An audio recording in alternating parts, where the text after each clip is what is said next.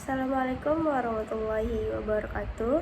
Nama saya Ruri Salgita, kelas 6B. Di sini saya akan menjelaskan materi tentang jenis-jenis kepenyiaran. Penyiaran adalah kegiatan penyelenggara siaran radio maupun televisi yang diselenggarakan oleh organisasi penyiaran radio atau televisi menurut Husna 2018. Nah, radio merupakan media yang dapat menjangkau seluruh penggunaan pasar tertentu. Radio juga memiliki beberapa fungsi, diantaranya sebagai pengirim pesan, pembinaan diri, sebagai fungsi persuasif, serta sebagai fungsi hiburan. Menurut Prayogo dan Kamalia 2022, media penyiaran merupakan lembaga atau organisasi yang dapat menyebarluaskan suatu informasi atau pesan lewat sebuah siaran dengan menggunakan caranya masing-masing sebagai bentuk daya tarik kepada halayak. Dan dalam pembahasan ini, peneliti hanya akan membahas dua jenis media, yaitu media radio dan televisi. Menurut Kamus Besar Bahasa Indonesia (KBBI), penyiaran adalah proses, cara, dan tindakan penyiaran. Penyiaran mengandung pesan.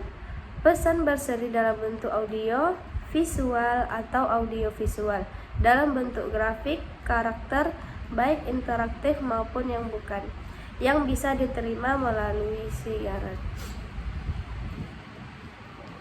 Televisi dan radio dalam menampilkan siarannya sangat-sangat penting dalam mempengaruhi masyarakat untuk mengatur dan bertindak, sehingga kedua media tersebut begitu berperan dalam menyapa, memperlakukan, mempengaruhi, dan membentuk konsensus terutama kepada masyarakat yang berada jauh dari pusat pemerintah dan pusat informasi.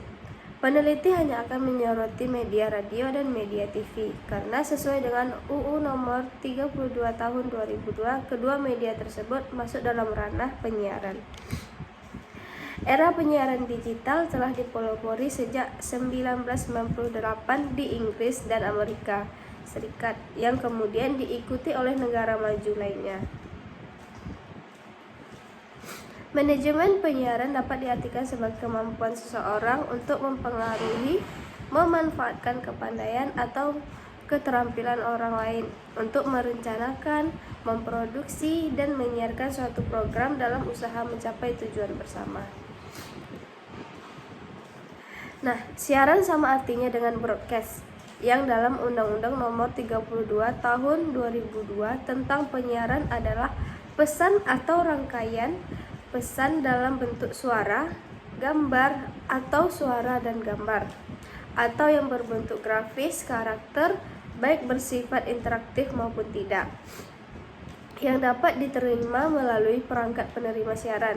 Sedangkan penyiaran yang disebut broadcasting memiliki pengertian sebagai kegiatan pemancar luasan siaran melalui sarana pemancaran dan sarana transmisi di darat, di laut, atau di antariksa dengan menggunakan spektrum frekuensi radio atau sinyal radio yang berbentuk gelombang elektromagnetik yang merambat melalui udara, kabel, dan media lainnya untuk dapat diterima secara serentak dan bersamaan oleh masyarakat dengan perangkat penerima siaran. Penyiaran adalah kegiatan penyelenggaraan siaran radio maupun televisi yang diselenggarakan oleh organisasi penyiaran radio atau televisi. Arti istilah terminologi penyiaran menurut J.B. Wahyudi 1996 adalah proses komunikasi suatu titik ke audiens, yaitu suatu proses pengirim informasi dari seseorang atau prosedur atau profesi kepada masyarakat melalui proses pemancaran elektromagnetik atau gelombang yang lebih tinggi. Selanjutnya, penyiaran sebagai sebuah fakta sosial yang berada dalam lingkup rezim komunikasi mengalami pergeseran fungsi sesuai dengan zamannya. Pada penjajahan Belanda, penyiaran digunakan sebagai alat propaganda untuk mempertahankan status quo rezim imperialis. Pada masa kemerdekaan, tercatat penyiaran atau radio digunakan para pejuang untuk menggelorakan perjuangan mempertahankan kemerdekaan.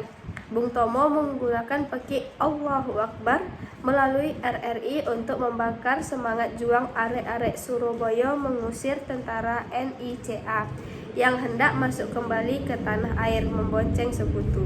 Peristiwa ini terkenal sebagai peristiwa 10 November 1945 yang di kemudian hari dijadikan Hari Pahlawan oleh pemerintah Republik Indonesia. Proses siaran radio ialah suatu proses yang panjang dan rumit, namun harus tetap berjalan di atas pola pikir dan tindakan yang cepat, dinamis, praktis, tepat, dan berkualitas. Makanya diperlukan perpaduan antara manajemen penyiaran sesuai dengan landasan tujuan yang ingin dicapai. Menurut Chase, Garrison, dan Wills dalam bukunya Television and Radio, menjelaskan bahwa penyiaran sebagai pancaran melalui ruang angkasa oleh sumber frekuensi dengan sinyal yang mampu diterima atau didengar oleh telinga, dilihat oleh publik. Penyiaran sendiri memiliki arti adanya kegiatan pemancar luasan siaran melalui sarana pemancaran dan sarana transmisi di darat, di laut, atau di antariksa dengan menggunakan spektrum frekuensi radio melalui udara, kabel, dan media lainnya untuk dapat diterima secara serentak dan bersamaan oleh masyarakat dengan perangkat penerima siaran. Nah, pertengahan tahun 1930-an, Edwin Howard Armstrong berhasil menemukan radio yang menggunakan frekuensi modulasi atau bisa disebut dengan VM. Radio penemuan Armstrong berbeda dengan radio yang banyak di pasaran ketika itu yang menggunakan frekuensi IM atau amplitudo modulasi. Radio FM memiliki kualitas suara yang lebih bagus, jernih, dan bebas dari gangguan siaran. Nah, sebagai sarana komunikasi massa, media massa dapat dikelompokkan menjadi dua, yaitu media cetak atau surat kabar, majalah, tabloid, dan lainnya. Media elektronik atau televisi dan radio. Keberadaan media tersebut tidak lepas dari perkembangan dan kemajuan teknologi komunikasi itu sendiri. Pada umumnya, perkembangan media elektronik khususnya televisi lebih pesat bila dibandingkan dengan media cetak. Namun pada dasarnya kedua media tersebut memiliki karakteristik yang berbeda sehingga keduanya sangat dibutuhkan secara sarana komunikasi massa yang tepat. Berbagai jenis program siaran dapat dikelompok menjadi dua bagian besar berdasarkan jenisnya, yaitu program informasi atau berita dan program hiburan atau entertainment. Untuk program informasi dibagi menjadi dua jenis, yaitu berita keras atau hard news dan berita lunak soft news. Sementara program hiburan terbagi atas tiga besar, yaitu musik, drama, permainan, dan pertunjukan. Media radio adalah media yang memiliki jangkauan selektif terhadap segmen pasar tertentu. Radio memiliki sejumlah fungsi seperti mentransmisikan pesan, mendidik, membujuk, dan menghibur. Dalam penyampaian pesan audio atau radio bisa mengambil komunikasi apa saja, satu arah atau dua arah. Model satu arah mengasumsikan radio sebagai komunikator tunggal yang menyampaikan pesan kepada halayak pasif. Model dua arah, komunikator yang melakukan interaksi timbal balik dengan halayak aktif. Selanjutnya, pengertian radio menurut Ensiklopedia Indonesia yaitu penyampaian informasi dengan pemanfaatan gelombang elektromagnetik bebas yang memiliki frekuensi kurang dari 300 GHz, panjang gelombang lebih dari 1 mm. Sedangkan istilah radio siaran atau siaran radio berasal dari kata radio broadcast atau Inggris atau radio omprep atau Belanda. Artinya, yaitu penyampaian informasi kepada halayak berupa suara yang berjalan satu arah dengan memanfaatkan gelombang radio sebagai media. Selanjutnya, ada programming atau lengkapnya broadcasting programming adalah pengorganisasian program radio atau televisi dalam periode harian, mingguan, atau dalam periode 1 bulan. Programming dalam bahasa Indonesia adalah penjadwalan program yang diudarakan atau to be aired, yaitu sinonim programming adalah scheduling. Lembaga penyiaran umumnya menggunakan strategi, yaitu secara rutin mengganti ulang penjadwalan ini untuk tetap merebut perhatian pendengar dan pemirsa atau audiens dengan hadirnya program-program yang terbaru. Yaitu di sini bagaimana kita membuat audiens itu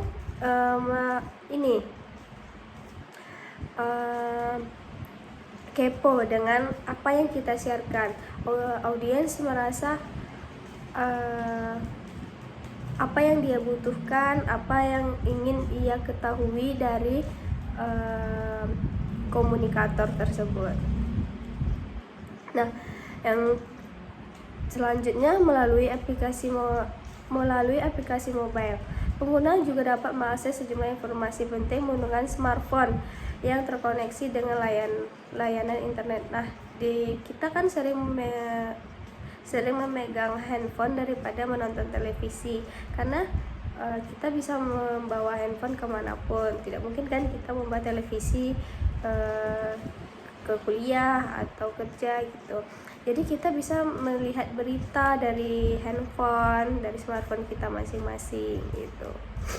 Ini lebih terjangkau, asalkan kita ada internet.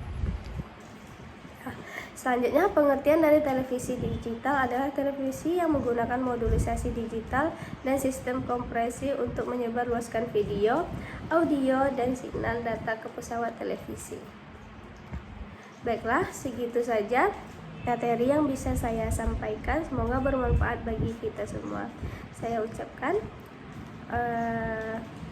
Assalamualaikum warahmatullahi wabarakatuh.